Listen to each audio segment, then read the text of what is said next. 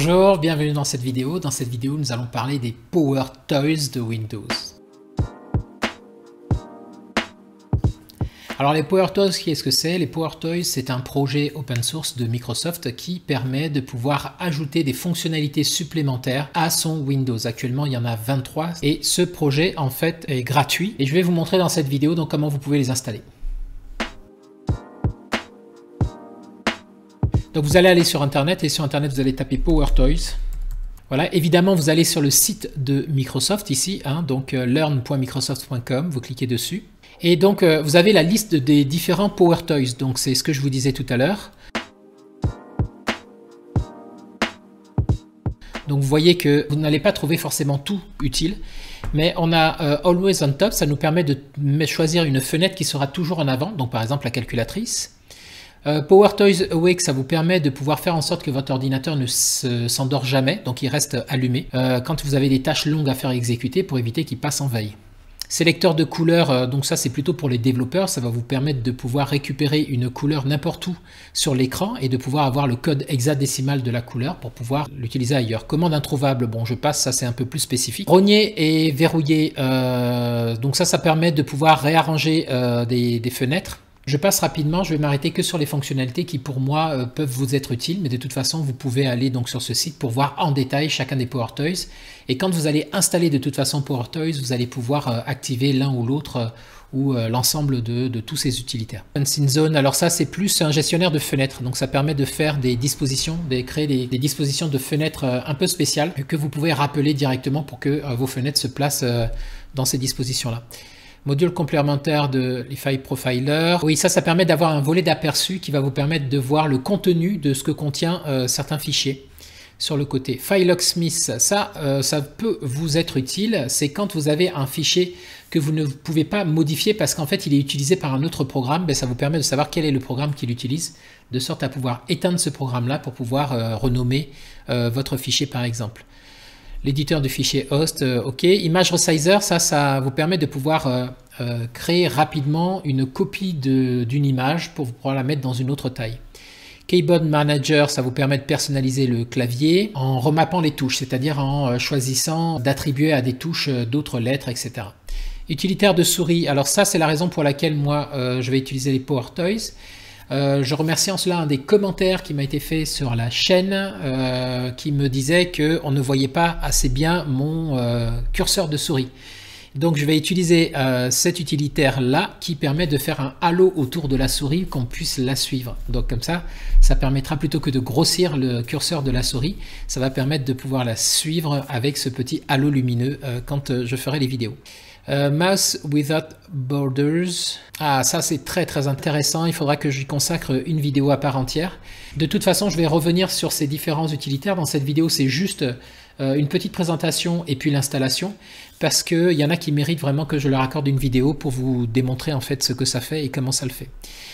Copier et coller en texte brut, ça aussi ça peut être utile pour certains. L'aperçu, contenu d'un fichier, d'accord, sans avoir besoin de l'ouvrir.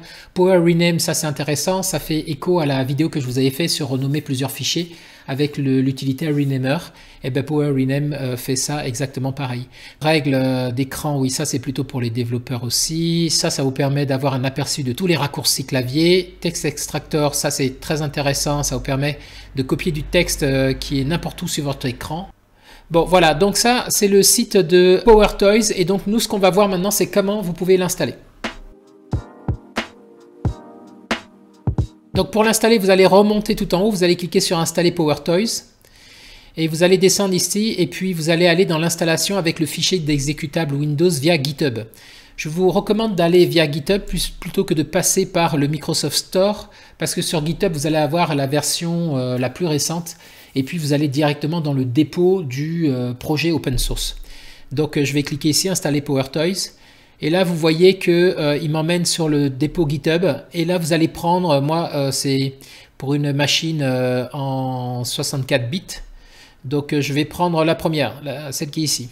Je clique dessus, le téléchargement a été fait ici. Je précise que c'est valable sous Windows 10 comme c'est le cas sur mon ordinateur, mais également sous Windows 11. Donc vous pouvez y aller sans souci. Donc je vais dans mon dossier de téléchargement, je clique 2 fois sur Power Toys Setup.